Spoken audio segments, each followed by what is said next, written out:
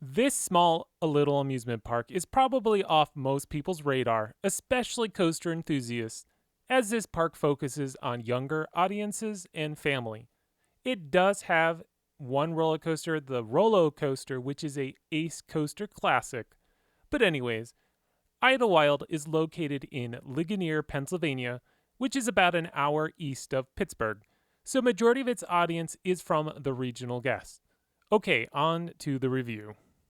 Rides and attractions. Idlewild has a decent selection of family attractions, though most of its rides are for the younger ones. The park has two roller coasters, Rollo Coaster and Wild Mouse. Both are on the tame side, but again, its audience isn't for thrill seekers. Idlewild has a walkthrough area called Storybook Forest, which has various fairy tale stories set up as you interact with the buildings and such.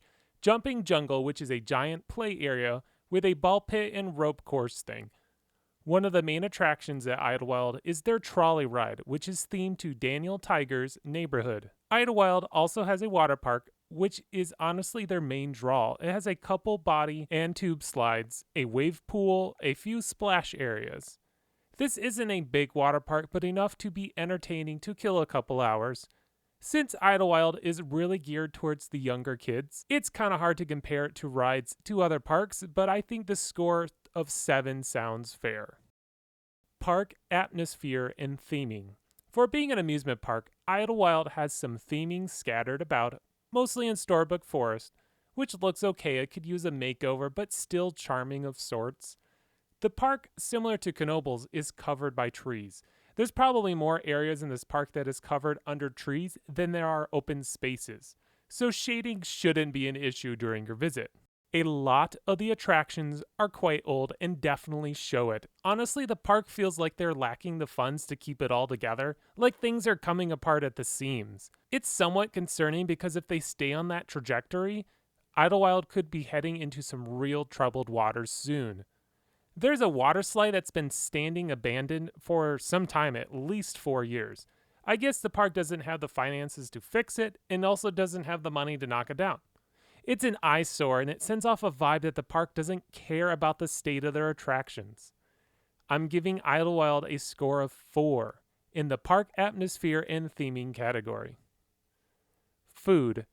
It's just your typical theme park food, nothing really to say here. I'll give it a score of 6. Park staff.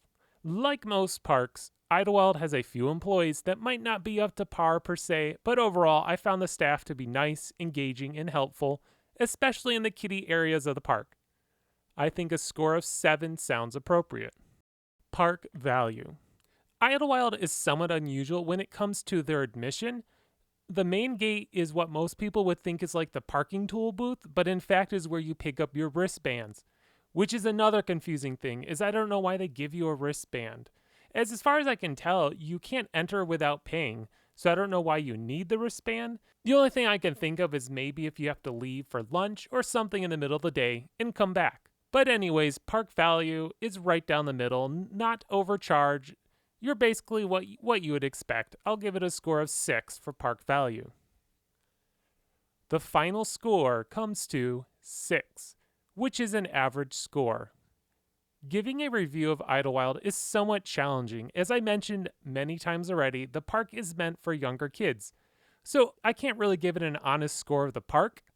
Early this year, Idlewild reopened Rollo Coaster. It's been down for some time due to an incident. The park responded by installing new trains that are, silly looking?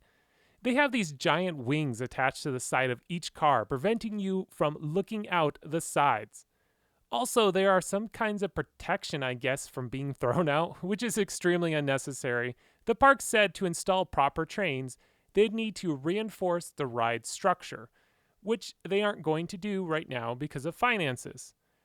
They also implemented a weight limit to the ride. Each row has a max weight capacity of 265 pounds, which means most teenagers cannot ride together, let alone a parent and their child being able to ride together.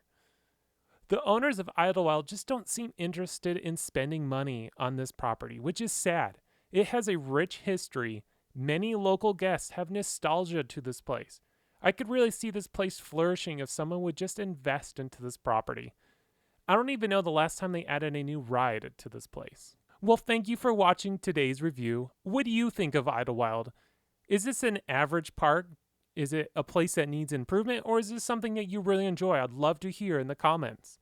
Please don't forget to subscribe, check out more of my content, and follow me on Facebook, Instagram, and Twitter.